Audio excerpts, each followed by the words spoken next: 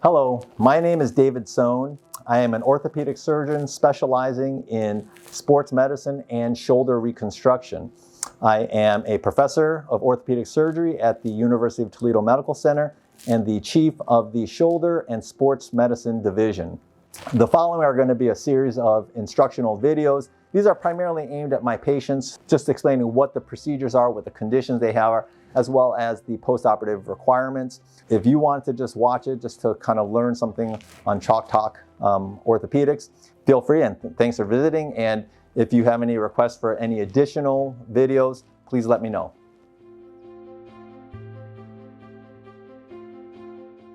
Next, I would like to talk about hip impingement. The hip is a ball and socket joint where rotation occurs throughout the hip. An important structure in the hip is the labrum. On a side profile, it looks triangular, but it is actually, when looked end on, an O-ring around the socket of the acetabulum. One function of the labrum is the labrum and the capsule together help to trap the synovial fluid. This is important because the synovial fluid acts as an extra cushion for the cartilage within the hip. It is important then to helping reduce the contact pressures of the articular cartilage. We know then that when there is a tear or detachment of the labrum from the socket, then all that fluid escapes. And then there's increased compression and premature arthritis. So, what causes these labral tears? The most common cause of a labral tear is actually where a patient is born with excess bone on the femoral head, like this. Okay? You can see then that as the hip rotates up, instead of this labrum falling into that socket, this excess bone actually smashes and impinges upon that labrum. Over time, this causes the labrum to detach, and that would be a labral tear. This is not something that can be treated with anything other than surgery. The surgery would then be to remove this bone spur and then to reattach the labrum to the socket. This is a biologic procedure. This means that we have to protect that labral repair over a 6-week period until the repair gets strong. There are two things that are very important to getting the labrum to actually heal. Number one is to avoid putting your full weight on it. When you put full weight on it, it compresses the fluid here and pushes on the repair. So you have to use crutches for 6 weeks. The other thing is to avoid deep hip bending. Please avoid bringing your knee to your chest. This will put stress on the repair before it has biologically healed. The situations where people most often bring their knees to their chest is when they're sitting on the chair and reaching down to pick something up. Or if they're sitting on a chair and bringing their knee up so they can put shoes and socks on. Be mindful of these situations and avoid bringing your knee to your chest when you do these activities. The second thing to talk about is smoking. Because this is a biologic procedure that depends upon blood flow, please avoid smoking or using nicotine products over the 6-week healing period. Nicotine will constrict blood vessels and retard blood flow to the area. This in turn will compromise the success rates of this procedure.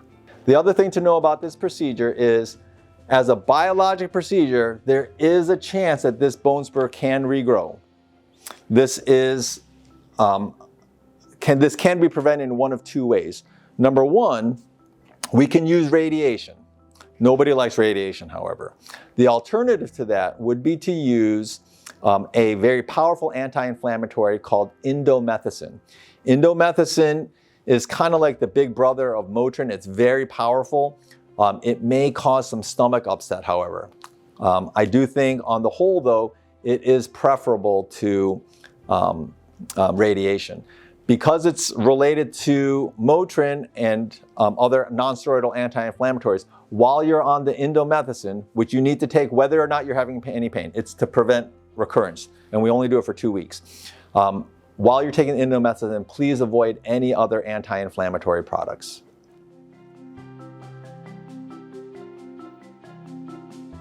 Next, I would like to talk about post-operative care after surgery. Because the surgical dressing you have on was put on in a sterile environment, I would ask that you keep that on for a full 48 hours. The surgical repair, the incision itself, achieves 90% of its strength within just 48 hours. So at that point, it is okay to remove the dressing, and you do not need to put any new dressings on. It is one and done. However, I would like you to keep it clean, dry, and intact. At that point, it is okay for showers. I would ask that you not take baths at that time. No baths or whirlpools or swimming pools until the 2-week mark.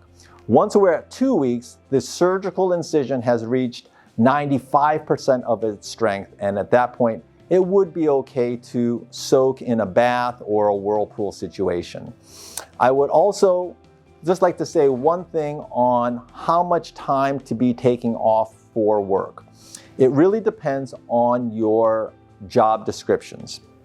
If you have a job which is essentially a sit-down job or a typing job, something where you don't have to either stand or do anything active, then you can return at 2 weeks.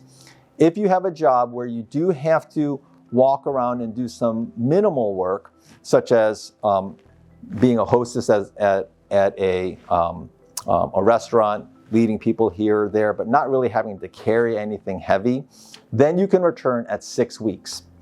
If, however, you have a demanding job, something where you're lifting or you're working on heavy machinery, if you're walking on slippery or uneven surfaces, then you would need a full 3 months off unless there can be work accommodations made for you.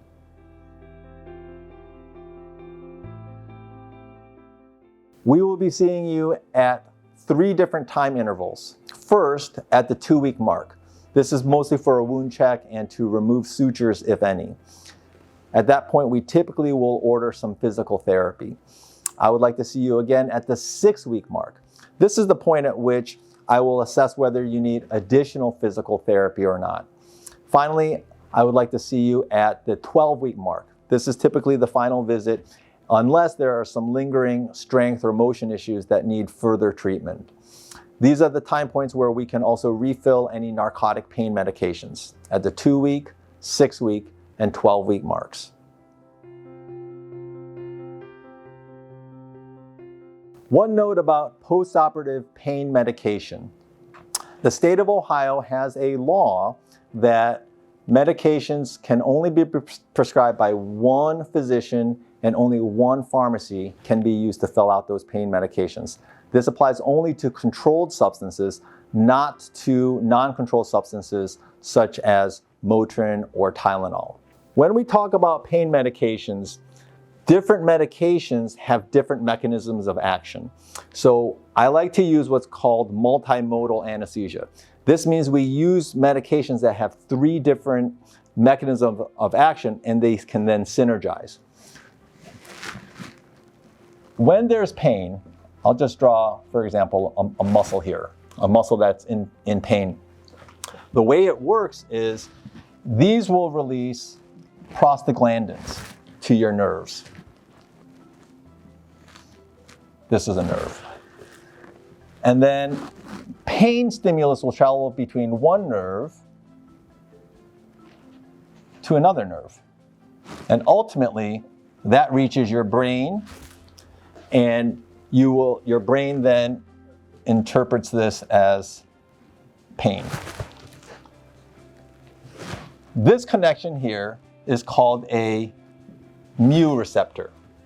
The receptors in your brain are called the C2 receptors. Different medications will affect different pathways. Motrin or other non-steroidal anti-inflammatories will act to knock out the prostaglandins. Opioids, such as Norco or Percocet, will act to knock out the mu receptors. But what's important to know about this is this happens only on a temporary basis. It's through a mechanism called competitive inhibition. When you take opioids consistently for more than 90 days, you then have a potential, actually a 60% chance to become addicted, because the body will then upregulate and create more of these mu receptors. This will require a need for more opioids in order to achieve the same pain relief. For this reason, we do not prescribe opioids for more than 90 days. Finally, Tylenol will knock out the C2 receptors. So this is why we use a pain medication profile that involves all three of them. My recommendation would be to use as your baseline medication ibuprofen, 800 milligrams, 3 times per day as needed postoperatively. If this is not enough, then for breakthrough pain, you can use either Percocet or Norco. But this is your mainstay. This is the main medication you are using. If you don't have pain, don't even take this. If you have pain, take ibuprofen. If you have pain even taking ibuprofen, then you can take the Percocet or the Norco. Both Percocet and Norco contain Tylenol and opioids. So you can see this combination will hit all 3 parts of the pathway. I also wish to be clear about what we will prescribe and when. Because we want to do something called tapering, right? We're going to prescribe opioids just at the very beginning, but then each prescription we give will be less and will have to last longer. So at the 0 to 2 weeks, we will prescribe 27 tablets of Percocet or 40 tablets of Norco, because Norco contains less morphine equivalents. So we will prescribe this at the time of surgery. At the 2-week mark, 2 to 6 weeks, we will refill the exact same thing, 27 of Percocet or 40 of Norco. This will be refilled at the 2-week mark, but now it has to last for 4 weeks. Here, it lasted for 2 weeks. By lasting for 4 weeks, we're having the response. So it's important to know then, these 27 tablets of Percocet will have to last for 4 weeks, for a month. This means that you cannot take more than 1 Percocet per day. Finally, at the 6-week to 12-week mark, we will give another 27 of Percocet or 40 of Norco, but now this has to last for 6 weeks, right? So it's the same amount, but they're having to last longer and longer. This way we can taper you off and not have this upregulation of your mu receptors, right? Finally, at the 12-week mark, if necessary, 20 tablets of Percocet or 30 tablets of Norco can be given. Non-controlled substances like ibuprofen or plain Tylenol can be prescribed at any time. One special note, if you have to use crutches for 6 weeks or more, this would include microfracture patients, hip labral repair patients, or meniscus repair patients. If you have to be on crutches for 6 weeks or more, you are going to be at increased risk for developing blood clots. For this reason, I would like you to take an aspirin per day, a full dose 325 milligram aspirin every day, whether or not you're having pain. This is to decrease the chances of having a deep vein thrombosis, a DVT, or a blood clot, particularly one that could be dangerous and turn into a pulmonary embolus. As far as travel goes, if you have to travel in the 3 months following a surgery, even if you're not on crutches, I would like you to take an aspirin the day before travel, the day of travel, and the day after travel, as travel is an increased risk for developing blood clots. Thank you.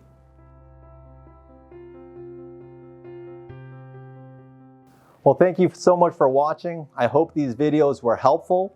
If you have any questions, or if there are any other videos that you would like to make things more clear, or other topics you would want me to explore, please let me or my office know.